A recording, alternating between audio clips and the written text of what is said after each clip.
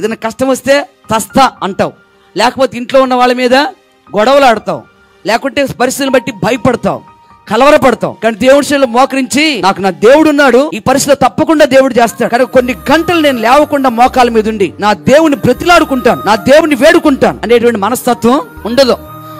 ఎవరి మీద ఆధారపడలేదు, ఎవరి తట్టు మనసును ఎత్తుకోలేదు. ఎవరితో సమాధానం కలిగి ఉండాలంట? నువ్వు దేవునితో సమాధానం కలిగి ఉంటే నువ్వు ఇలాంటి జీవితాన్ని జీవించగలుగుతావు. దేవునితో సమాధానం లేకపోతే అన్యోన్య సహవాసం కలిగిన వారికే సమాధానం అంట.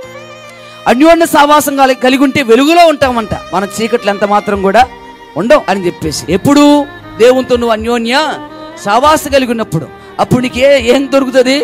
నీకు లోకం ఇవ్వలేనిది, లోకం ఇవ్వలేని సమాధానం, లోకం ఇవ్వలేని శాంతి, లోకం ఇవ్వలేని క్షేమం, లోకం ఇవ్వలేని నెమ్మది, లోకం ఇవ్వలేని సంతోషం చెప్పండి దేవుని వద్ద నుండి నీకు దొరుకుతుంది అని చెప్పేసి దేవుని యొక్క వాక్యం సెలవిస్తుంది.